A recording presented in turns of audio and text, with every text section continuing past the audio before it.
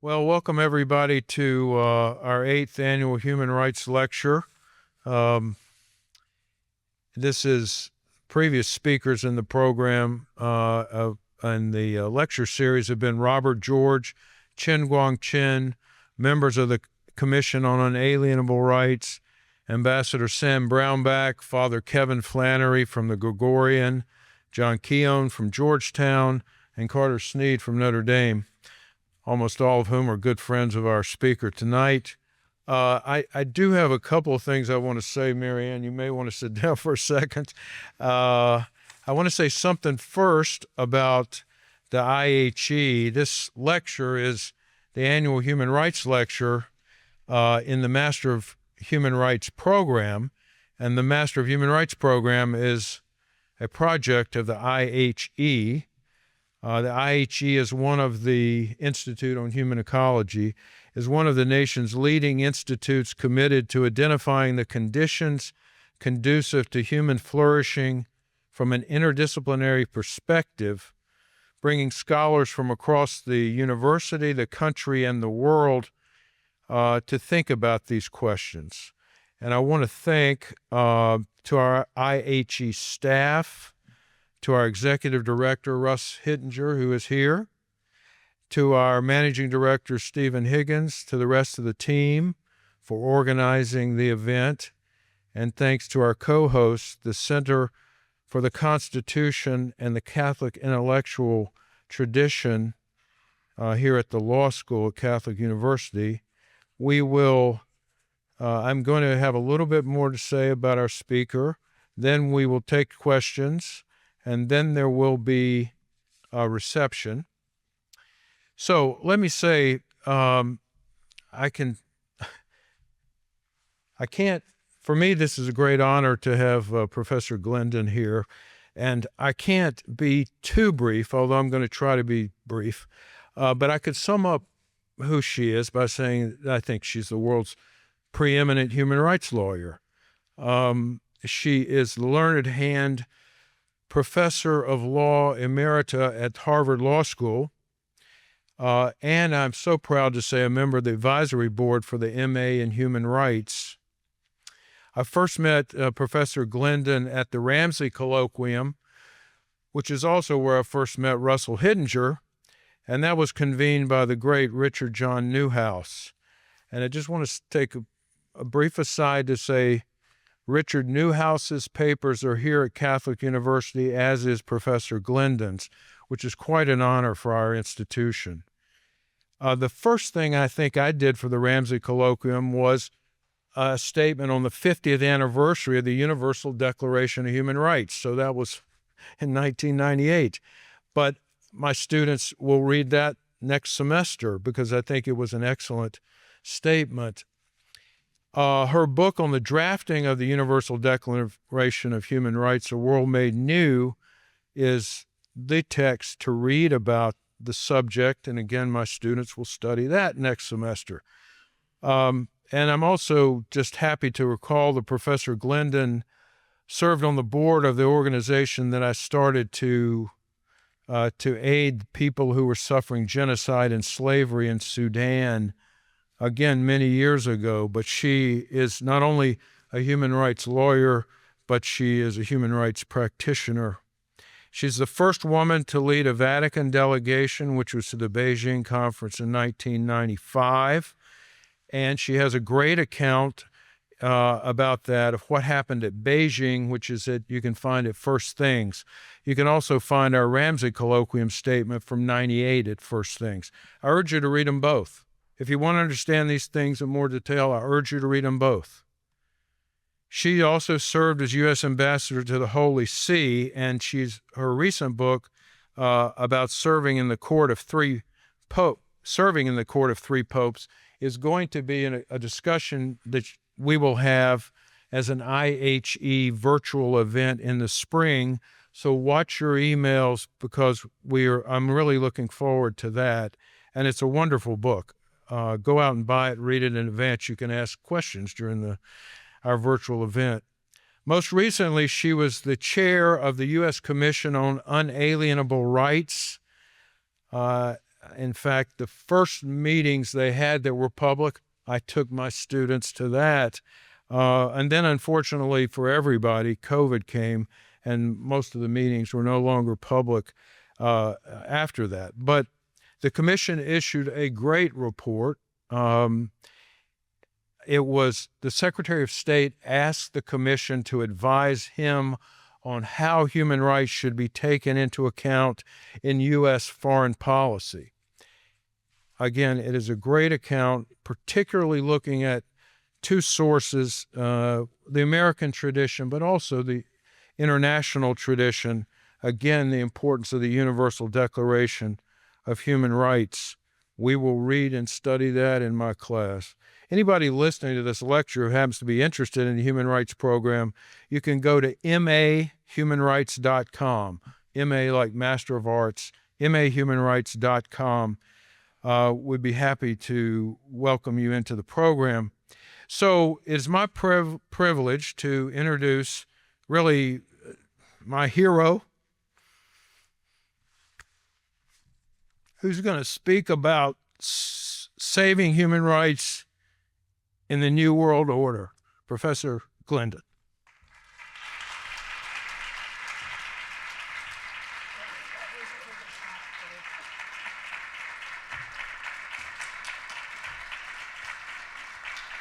Well, thank you. And thank you, Bill, for that very kind introduction. And thank you all for coming out tonight to hear a talk on a subject that Bill and I discussed a few months ago when he asked me to come down and gave me the honor of giving this annual human rights lecture. We said, what should you talk about? And I said, well, we both know that an idea that has been important to us for almost all of our academic and professional lives is now in crisis. And maybe this is a good time to think about why that's so and what could be done about it. So that's the topic we settled on for tonight. But I want to start by talking about a little bit about a movie I found recently. Sometimes at the end of a long day, you really want to find something that's worth watching. This is often a hopeless search. But on this particular night recently, I was scrolling along and I found a 1947 film by the great director John Ford. You know him from The Quiet Man, The Searchers, Stagecoach. And it's a movie you won't find. Very easy to pass over because it's called The Fugitive. And there's another movie that has that name. But this Fugitive, I looked it up, and it's said to be one of John Ford's favorite films, something that was close to his heart. So I thought, I'll watch that one. It is set in Mexico in the late 1920s, at a time when the practice of Catholicism was effectively made illegal. And persecution of Catholics in general, Catholic priests in particular, was so severe that between 1926 and 1934, a short period of time, the number of Catholic priests in Mexico went from 4,500 down to 334. And the film, set at that period, is about a priest on the run.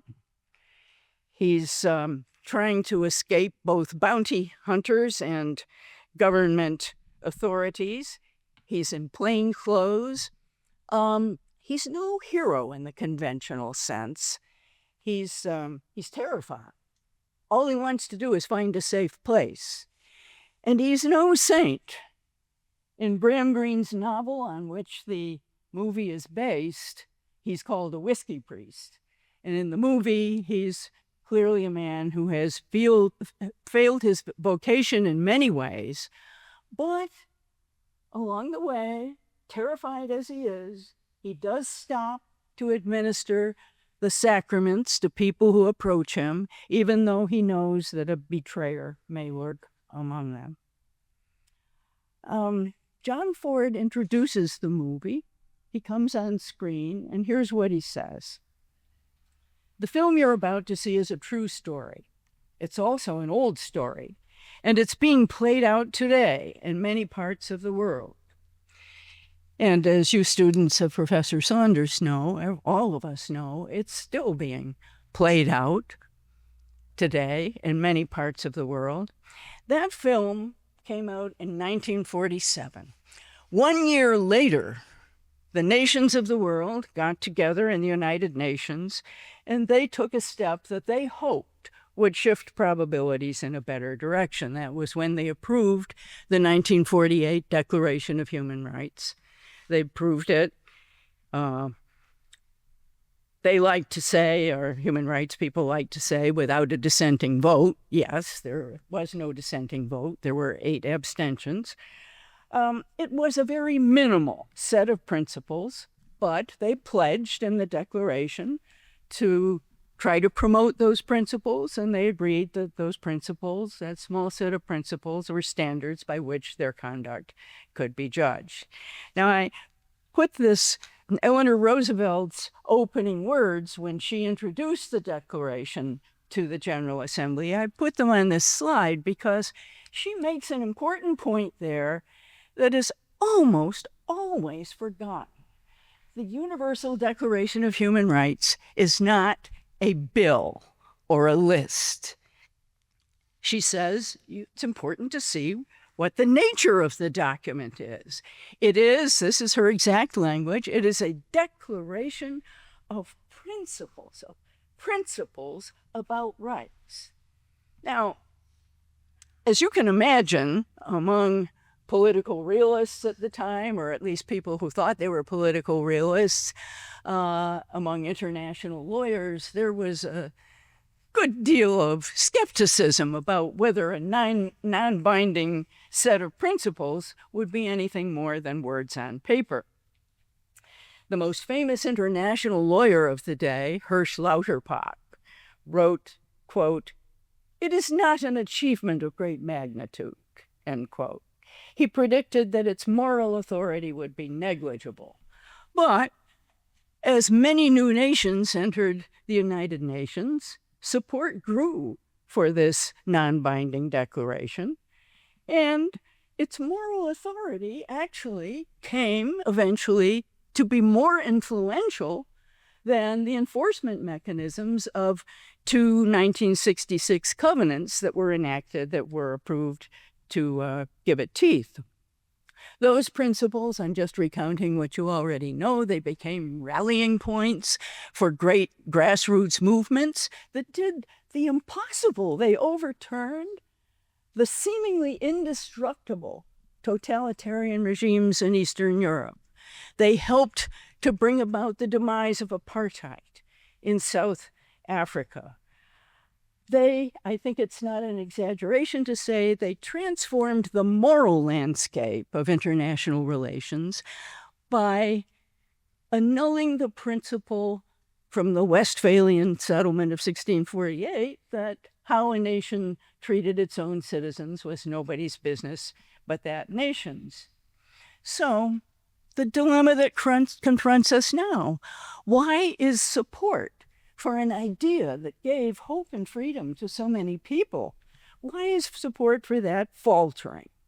And can anything be done to reinvigorate it? And those are the questions I'd like to examine from 3 directions. I'd first like to take stock of what actually are the current challenges. Why is the Universal Declaration and that whole project in crisis? Then I want to go back a bit and see what can be learned from the history of how similar challenges were dealt with in the past. In particular, I think it's good to remember that the whole idea of universal rights, that there are principles that could apply to everybody, was fragile always, and it was always going to be difficult to sustain. And then I would like to conclude with some thoughts about what, if anything, might be done to reinvigorate the project. So, if we look around to assess the current challenges, they're pretty daunting. For one thing, the post-war institutions like the United Nations, those institutions that were supposed to have been the core and the heart of what we used to call the rules-based international order. You don't hear that phrase very much anymore, except when it's uttered by wistfully or with irony. Those institutions are becoming weaker and less relevant. And then there's the sense of common humanity that had a moment, more than a moment, after 2 horrible world wars. That sense of common humanity seems to be losing traction with regional and ethnic conflicts. Some countries, some very powerful countries, no longer even pay lip service to the idea of universal rights. And even countries with strong national rights traditions, like the United States, are not as enthusiastic as they once were. They tend to downplay human rights, and often in their foreign policy. A congressional report that was issued earlier this year states, quote, U.S. policymakers are growing less optimistic about promoting democracy and human rights. That's even though, by statute, that's what they're supposed to be doing. And here at Catholic University, I think we have to say that even the Holy See, which once spoke out with a strong moral voice on human rights, has often gone silent on gross violations of religious freedom, particularly in China, but also in some other places. And even longtime human rights supporters, people who have given much of their lives to the cause of human rights, even among them, it is common to say now that the project is in crisis. Now I have to see if I can go to the next slide. Well, I may need some help. Oh, here, found it. What we have here, Professor Saunders, you mentioned the endorsement, the strong endorsement that First Things magazine gave to the Universal Declaration of Human Rights on its 50th anniversary.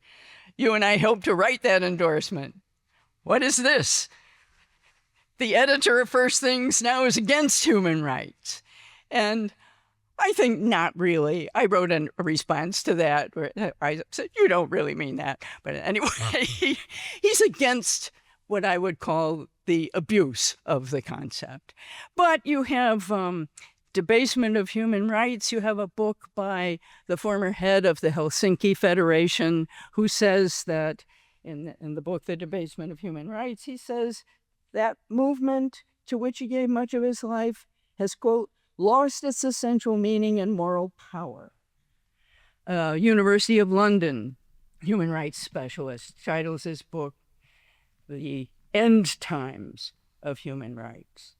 Now, whatever the reasons there are for that loss of confidence, there's certainly not that violations of human rights have declined. On the contrary, recent surveys attest that the worst sorts of violations, torture, arbitrary arrest and imprisonment, human trafficking, crackdowns on freedom of speech and religion have reached new heights in many parts of the world, with Christians and Muslims being the main victims.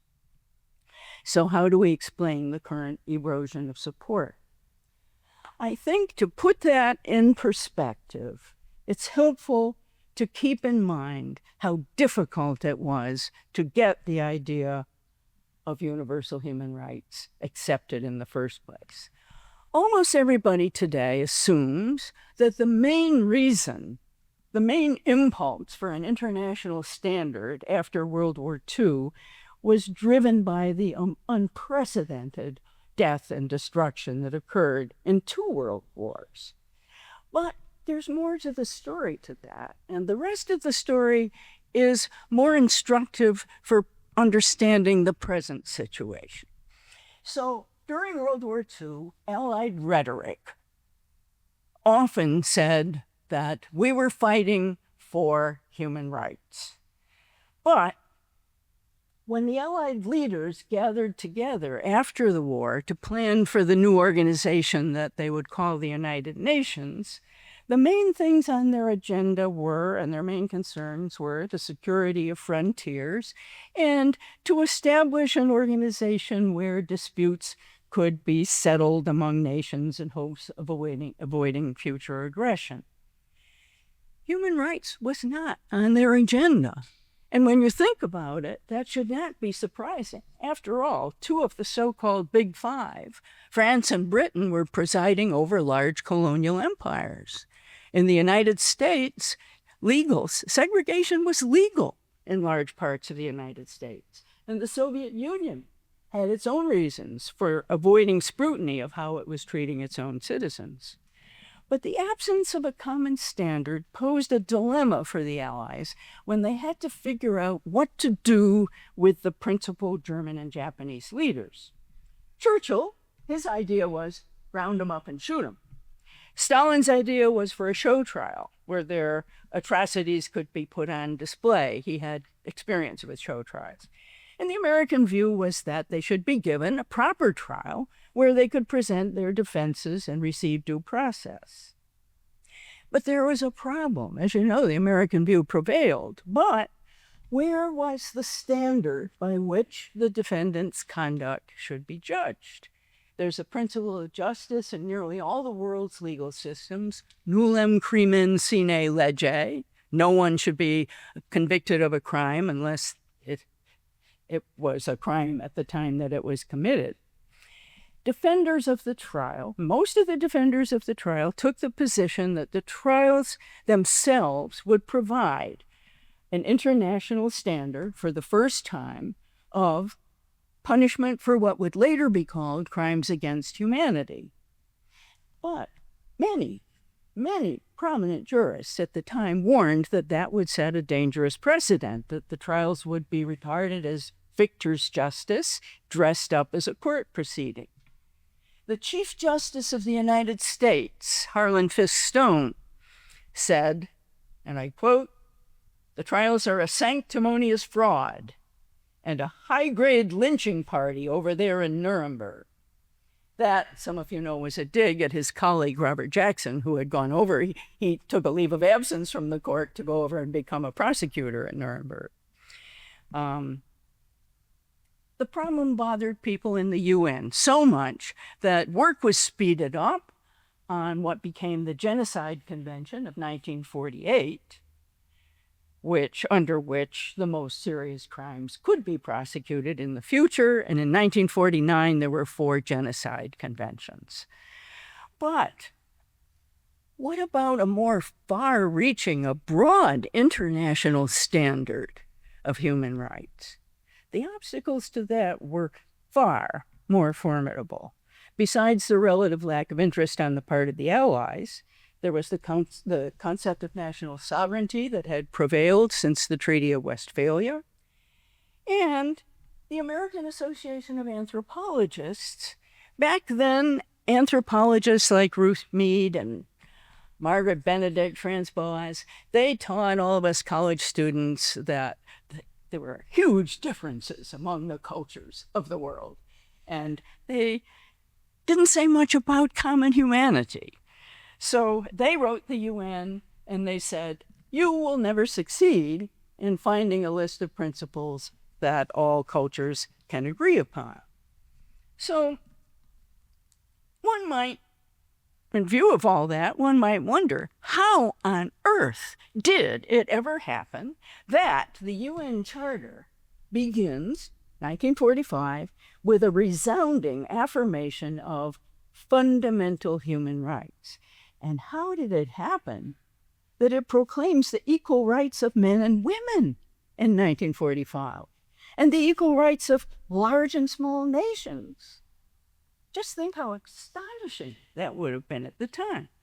Well, how did it happen? After the Allies the leaders had arranged everything that was important to them. They had what they called the founding conference at San Francisco, and they invited representatives of 50 nations to come to the conference. And many of those delegates were from what used to be called small nations, not small in size or population, but relatively small in influence. And many of those delegates, those men and women that came from near and far, had their own ideas about what was important.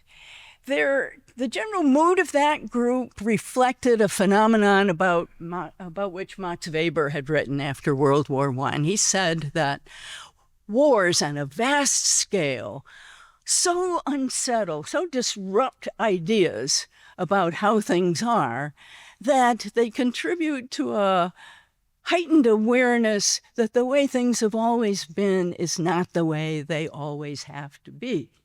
And so these delegates from near and far, when they got to San Francisco, they formed a coalition to demand that the Allies live up to their war rhetoric, which spoke of a fight for better standards of living in larger freedom, a phrase that is in the UN Charter, in the Universal Declaration, better standards of living in larger freedom. But their efforts got nowhere until they got the support of the one of the big five that was open to their ideas. And that, of course, was the United States, where Franklin Roosevelt had just died. Harry Truman was the new president. The idea of better standards of living and larger freedom was perfectly compatible with the Roosevelt New Deal and with Truman's Fair Deal ideas.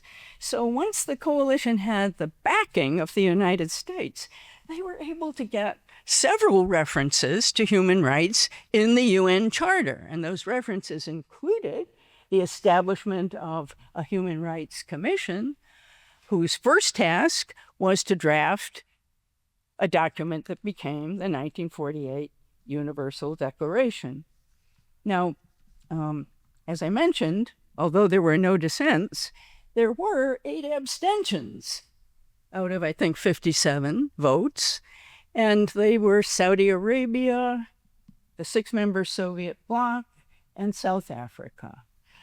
But I think it's fair to call that vote an impressive political achievement because the mere fact of abstention is some evidence that there are some things that are just so terrible that no one is going to openly say that they approve of them, and some things are just so good that no one is openly going to admit that they don't approve of them. So after that vote of approval, the votes kept coming in as the UN expanded, and the Soviet Union eventually started thinking that the economic principles were all right if they were properly interpreted to mean that the state was in charge of enforcing them.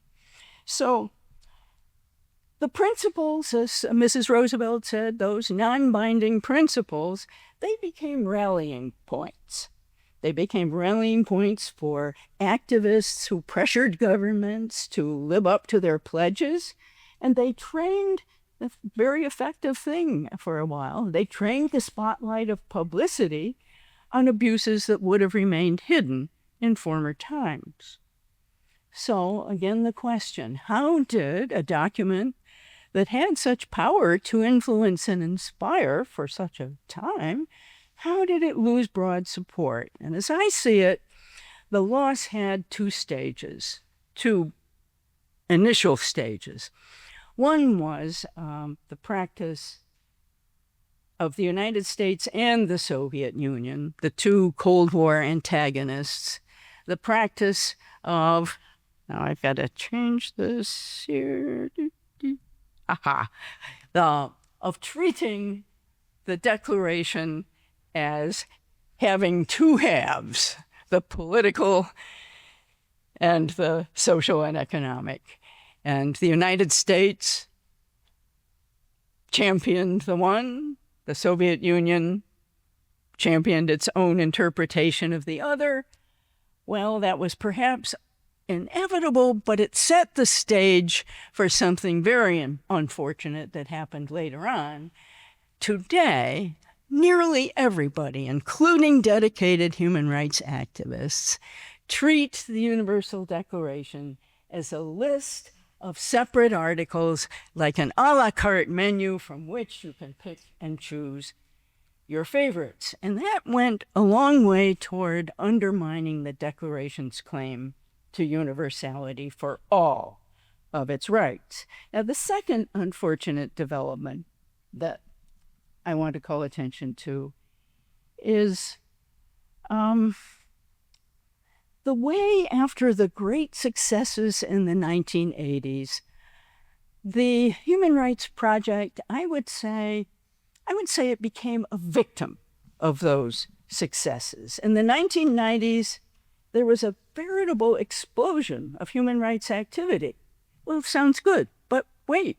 Established rights organizations and their funders began looking for new causes to champion, and various special interest groups began seeking to have their agenda items declared as international human rights. So an article in Foreign Affairs at the time noted, quote, "Much of the human rights community has not only shied away from expressing qualms about rights proliferation, it's often led the process." Now, I quickly have to say that the framers of the Universal Declaration never expected it to be a closed catalog. They expected that over time, with experiences in different countries, that knowledge would grow, there would be a certain expansion and refinement of principles. So they did not have the idea of a frozen document.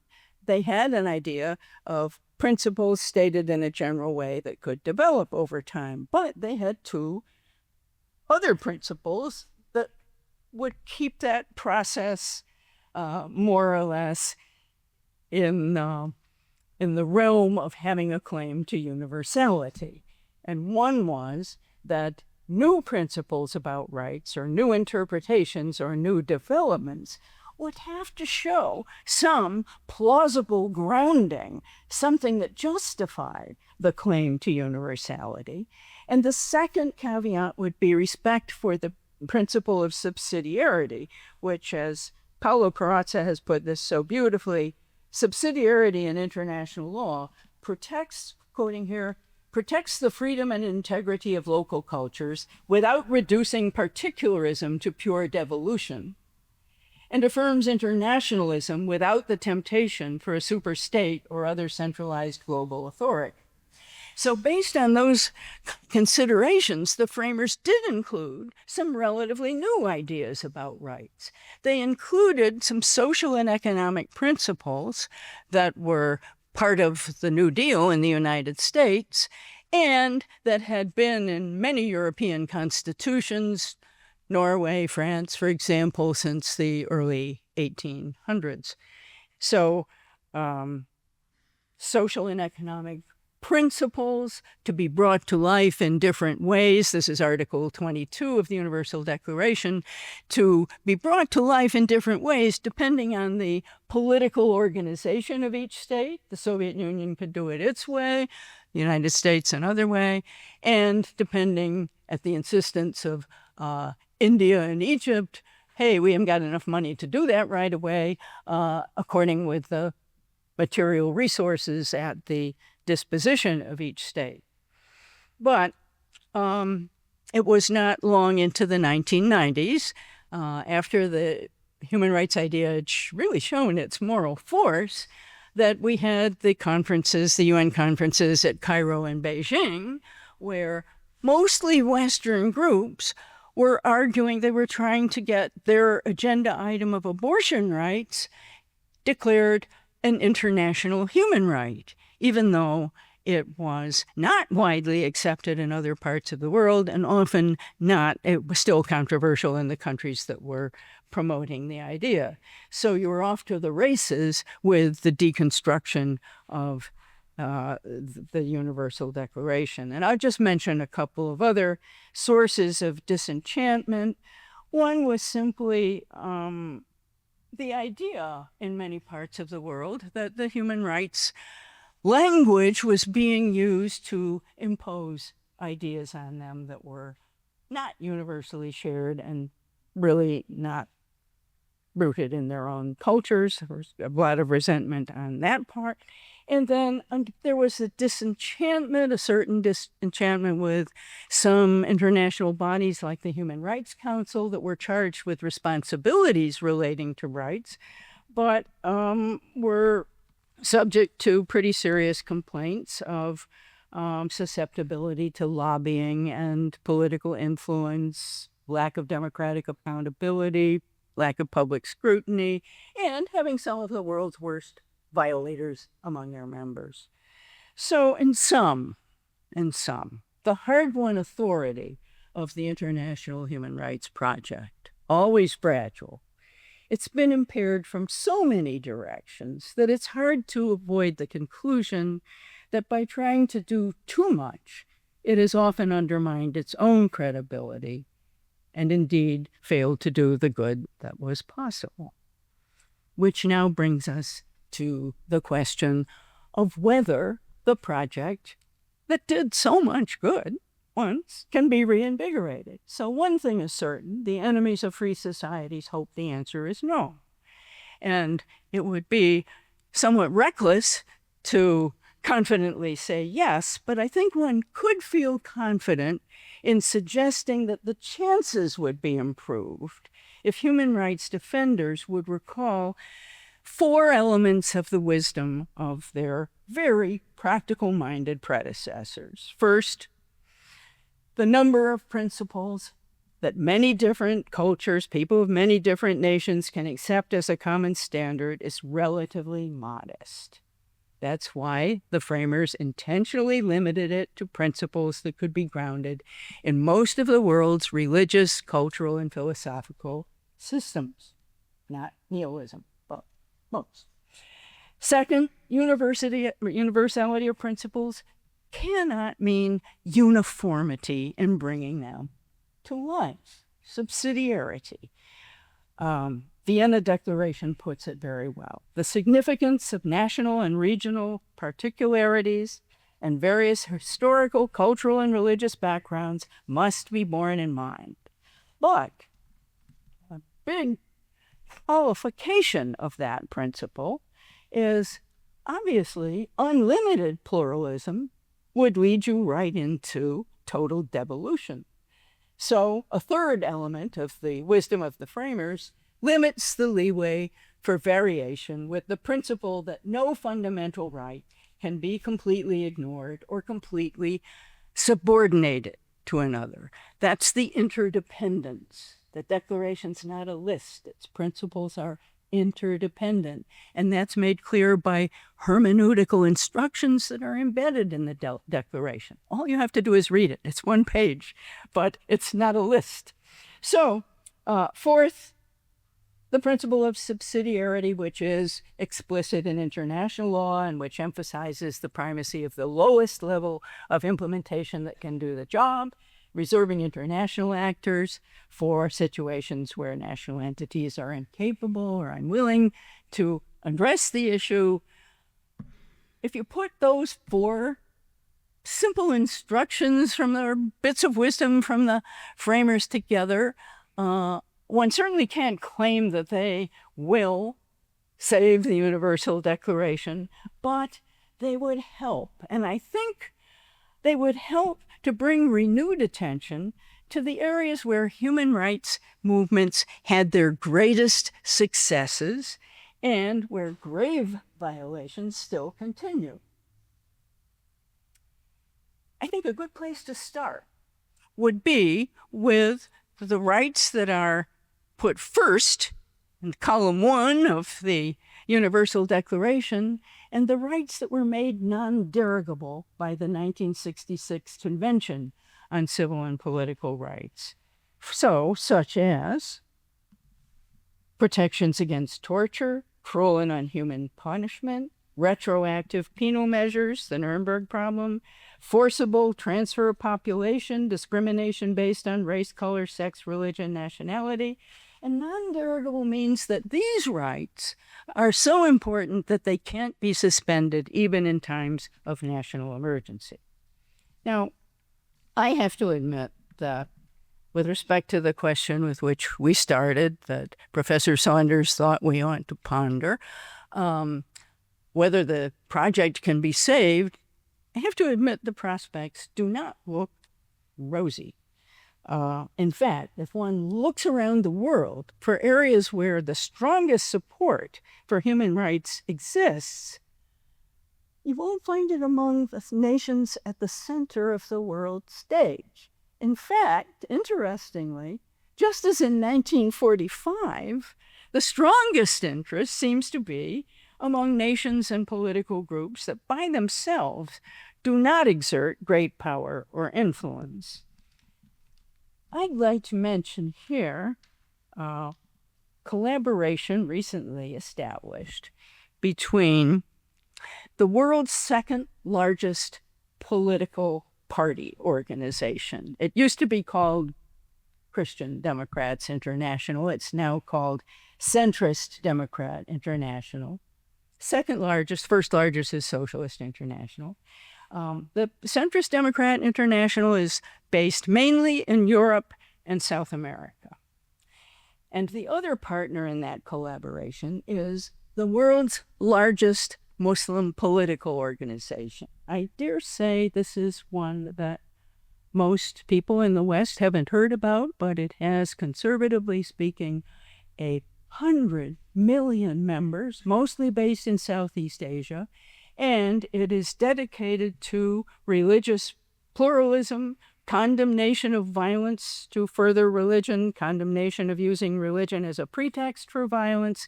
It's called Nahdlatul Ulama. It's based in Indonesia. These two groups, this huge Muslim group and this centrist international political group, got together in 2020 and signed a joint resolution, which reads in part, "The Universal Declaration of Human Rights is a set of principles that still can serve as a common standard for all nations." I find that heartening. I don't want to exaggerate its importance, but I do think it is plausible to imagine that renewal of the Human Rights Project might come, as in 1945, outside the center of the world stage, at least at first. And at any rate, that collaboration is some evidence that resentment of abuse and overextension of human rights is not resentment against the idea of human rights itself. And I think we're all aware of how many people disappointed in misuse of the human rights concept have kind of come to be bitter about the very idea of the concept. But these two organizations still think those 1948 principles could be accepted as universal. But as in 1945, I think it's hard to imagine that that gesture could develop into something, could succeed in reinvigorating human rights without the cooperation of the major power that has the longest history of championing international human rights, and that, of course, is the United States. That is why in 2020, the U.S. State Department Commission on Unalienable Rights urged the United States to resume its historic role, and the role that it has by statute, to champion fundamental international rights. Full disclosure, I chaired that commission. Its members included Democrats, Republicans, and independents like myself, and we were unanimous on everything that's in the report in urging the development for the United States of a foreign policy that would once again express American ideals as well as American interests. We were, of course, not naive about the fact that foreign policy requires prudential judgments of all sorts, and we went into some detail about our understanding of that fact, but we also said that complexity is no excuse for indifference, and we pointed to the fact that the diplomatic toolbox is very large indeed, and there are many tools that can be used according to circumstances. But when our commission presented that report in 2020, there was a journalist there who asked a very blunt question. He said, "What's going to prevent that report from gathering dust on some State Department forgotten shelf?" Well, it was a fair question. A few months later, the incoming Secretary of State repudiated the report in a speech that indicated he clearly hadn't read it. And so far, the current administration has not shown any interest in reviving the report. So I have to remain hopeful that someday maybe somebody will investigate that dusty shelf and maybe actually read it and find some good ideas. But right now I have to conclude this talk with some thoughts about, in the meantime, what the prospects are for the International Human Rights Project. And I think, most importantly, with all the disappointments, we should not forget how much that brave project after World War II, how much it accomplished, and how it continues to accomplish many good things. Even now, the Declaration does remain the most important reference point for cross-cultural discussions of human freedom and dignity. Even now, the spotlight is turned on and exposes many abuses that would have been ignored in the past, especially flagrant and repeated abuses.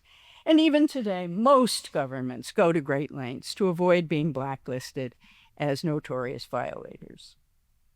And nor should we forget that the men and women who framed that project had no illusions about how difficult it would be to sustain. Most of them, after all, had lived through 2 world wars. They had seen human beings at their worst, but they had also seen human beings at their best. And they took encouragement from the fact, and I think we can take encouragement too, from the fact that while human beings are capable of gross violations of fundamental rights, they are also capable of imagining that there are rights to violate, that we are capable of imagining those rights. We are capable of putting them into declarations and constitutions. We're capable of orienting our conduct toward them and of making excuses when our conduct falls short. Now, I have one more slide here. I hope I can do this. This sculpture, I have a daughter who's an art historian who doesn't think much of this sculpture, but I think it's very expressive. It happens to be on the plaza outside the UN building in New York, and I think it captures something of the idealism tempered with realism that is needed to keep the project alive. It was a gift from Italy to the United Nations. Some of you might be thinking it's not very nice to give somebody a gift that's already broken, but I think actually that was appropriate too. It's suggestive of the globe, but there's something wrong with it, definitely. It might be cracked because it's defective, or it might be like an egg that it has to crack in order for something else to happen. And in fact, there is another brightly shining sphere coming along inside, but that one's already broken too. Is that perhaps a suggestion of original sin? Still, there is a tremendous sense of motion, of dynamism, and emergent possibilities. And that's how it's been with the Human Rights Project. Yes, it is flawed. Yes, dreadful violations still occur, but it has inspired countless men and women to do something about it. And so far, even in times of great challenges, there continue to be men and women who come forward very courageously, step up to the plate, tell the truth about what's happening. In the film that I mentioned at the beginning of this talk, the priest is eventually betrayed, captured, and he's hanged in the public square. And the final scene shows a little band of men and women terrified. They're huddled together in a darkened church. The church has been shut down by the government. They hear a knock on the door, and they figure it's all over for them, too. They open the door, and they see a young man standing there, and he says, "I'm the new priest." Thank you.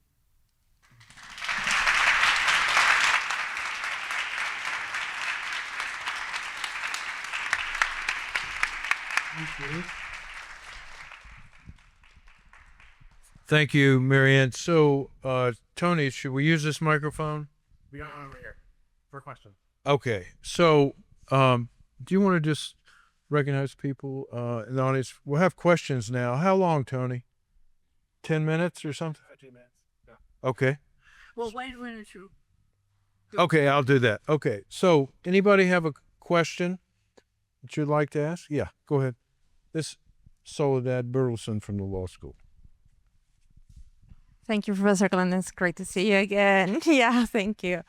So I was thinking if part of what had happened is based on that we didn't have a common understanding of human dignity. And I see that part of the inflation of human rights had happened because of this idea of human dignity as autonomy instead of like an inherent human dignity that everyone shares by the fact of being a human being. So I don't know if you have any thoughts about that. It's like going back to a minimum would require to come to a common understanding of what human dignity is, or like the foundations of human rights, or we can still continue with not agreeing what the foundations are. I love that question. And you may be disappointed in my answer, but here's what I think. The Universal Declaration says that dignity is the foundation of all human rights. I think dignity has been so susceptible to deconstruction. Everybody has a concept of human dignity that would support a version of human rights. I think we really can't do better than what Jacques Maritain and the other philosophers of multicultural group, many religions and philosophies, back in 1947, they looked at the question of whether there can be foundations of human rights. I think a lot of doubt has been cast on whether dignity can do the work.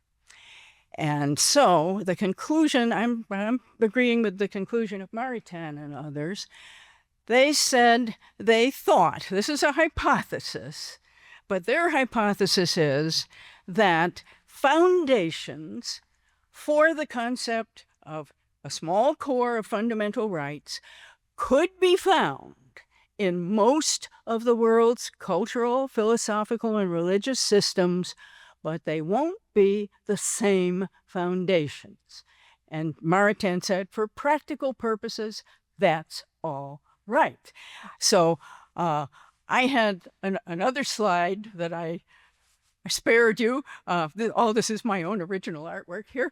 The other slide that I had was a picture of a table, a platform with a lot of legs.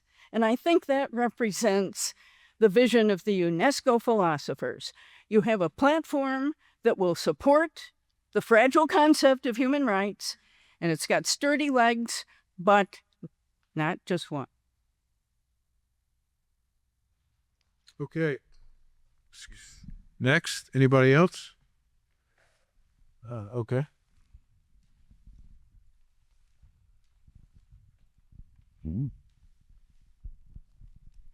Hi, my name is Hannah. I am a hopeful. I'm a PhD candidate and a professor.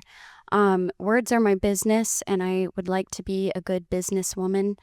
And I was wondering if I could get your thoughts. I heard perhaps some of this thought implicitly in a part of your talk, and I wanted to hear your thoughts further on it. I've been here in DC in the political and intellectual milieu for about 4 years now.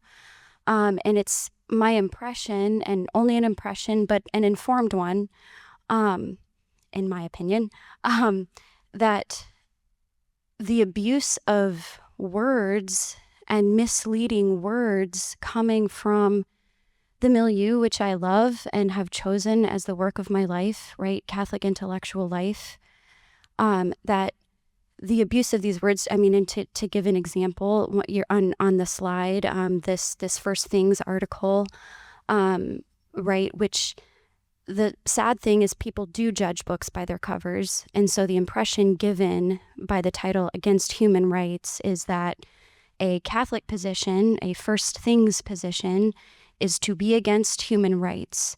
And I'm thinking in a stream, in a tradition, right, I'm thinking Henri de Lubac's drama of atheist humanism, which is a problem in the world begins in the church.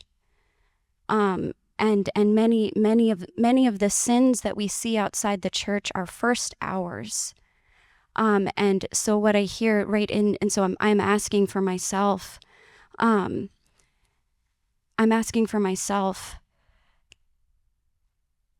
in this project of renewing this language of human rights. Our words really matter. Christ is the Word of God who reveals that God is love. Our words are measured by the reality that His words create. Did I hear that implied in some of your talk, right, about the use of words, right, this rights talk, and how can myself and perhaps others here, I'm sure many others here, how is it that we can participate in this renewal of the Human Rights Project with the correct use of words and the impressions they create in people who are looking for it, who are looking for truth? Okay. What I would love to ask you to read?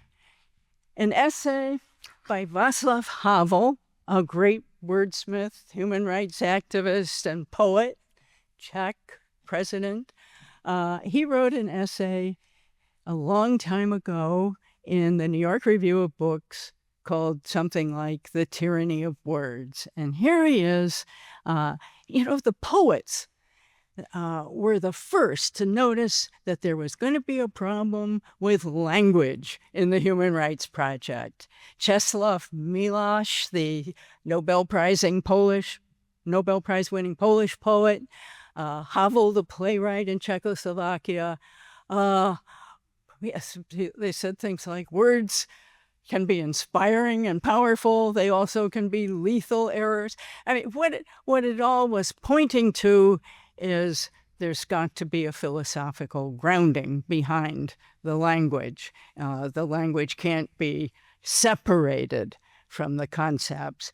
I do want to say about Against Human Rights and First Things, that was none of the positions expressed by First Things are Catholic positions only. That is, the statement that we worked on was Right.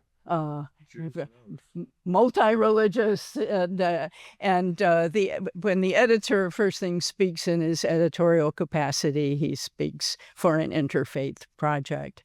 But part of the problem with human rights is that the words by themselves have been pulled up by the roots. And so you have one of the reasons why there's a problem with dignity as foundational as the good words get snapped up by people without such good motives. And you have dignity in dying as a slogan for helping people to shovel off when they get old and sick. Or forcing them to do it before they're ready. Oh, yeah, right.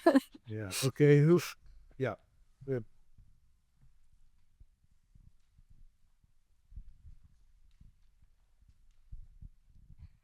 Ambassador, I wanted to get your take on two problems I see as a human rights practitioner myself. The first is a methodological problem, and I wonder how in the future, if there is this renewal of human rights, how we would even know the renewal was occurring. Like, how do you other than just sort of general sentiment of what's happening in a culture around the world, how would one measure whether or not appreciation for human rights has actually increased? And how would we know it was this sort of right type of human rights as opposed to ones that we've seen in the last few decades that are, manipulated?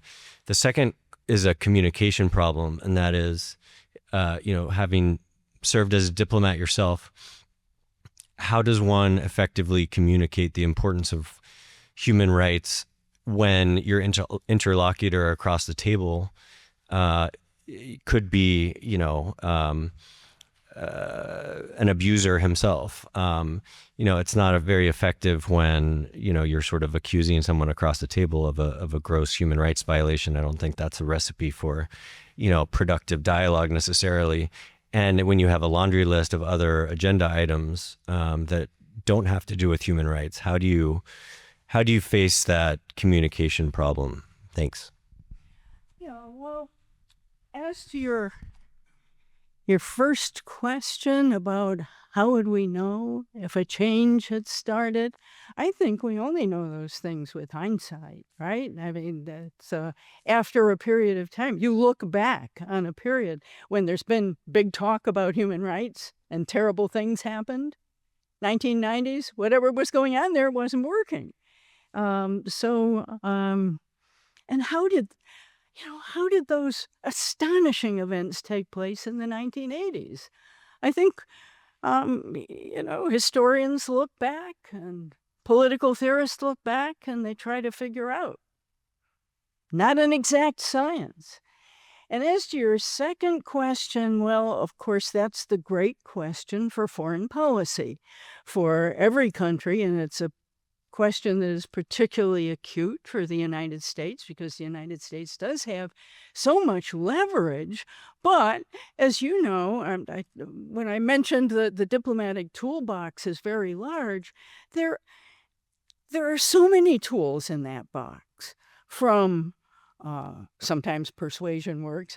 Your very question of the hypothetical interlocutor, there are lots of times when you're just going to get a cold, hard stare across the table, right? But the tools in the toolbox are many and subtle. And so I think that the thrust of our 2020 report is diplomats have the tools.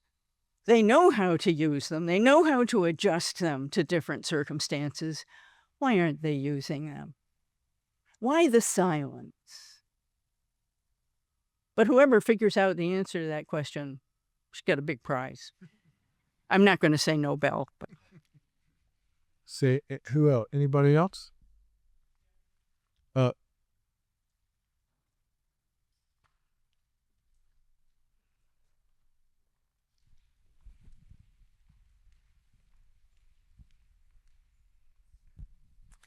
Hi, Marianne. Good to see you again. Oh, hi.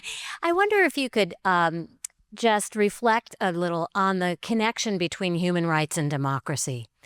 Because the trajectory you're describing of, an advancement of human rights from the mid-20th century to the end of the 20th century, and then this decline of human rights in the 21st, is the same exact, if we mapped it out on a graph, it would be the same exact trajectory as the expansion of democracy from the end of the Second World War. With the end of colonialism, all these new democracies arise. They continue to arise with the end of the Soviet Union. And then this democratic decline that we're in now. No new democracies since 2011. And for the first time, democratic backsliding in existing established democracies, including the United States. So I wonder if you have any reflections on those connections between those two dramatic backslidings. Yeah, beautiful question. Thank you. Yeah, there's a reason why in that short list of interdependent articles, the Universal Declaration has a right to democratic participation in government. And we should, when we talk about human rights, we should always combine it with talking about democracy, because I'm quoting Eleanor Roosevelt again, where do human rights begin? She says they begin in the small places. And it's in the small places, subsidiarity, where the democratic processes of bargaining, education, persuasion, and voting take place. And that's where you have the opportunity to win over your fellow citizens with the strength of your argument. And if you don't win them over, if you lose, you can vote and vote another time. And this is one of the big factors that has contributed to the decline of faith in human rights is you have higher level decision makers prematurely closing off that process. And there's good arguments to be made that if the courts, thinking about the European Court of Human Rights, but also on occasion our own Supreme Court, if they had let the democratic process work, that maybe a just and sensible, acceptable solution to many of our problems would have been worked out at that level. It's a wonderful question, and there's so much more to say about it. Bless you for asking it. Oh, okay. I think this will be the final question. Hello. I would like to have your thoughts on the use of modern technology, which is providing ever more sophisticated and powerful tools to certain organizations, governments, to actually trample on the rights of we the people. I'm thinking, think what they did to us during COVID. Think what they're doing right now in Western Europe, UK, where you can be arrested for saying the wrong word on social media, thought control with AI, and so forth. Thank you. Well, you've put your finger on the fact that new challenges are always coming along. Challenges that we couldn't have imagined in 1948. And I can't say much more to you than we said in our report, which was to notice this as a new challenge and one that really needs to be taken seriously. And I thank you for raising the question, and I wish I could say more about it. Please join me in thanking Professor Glendon.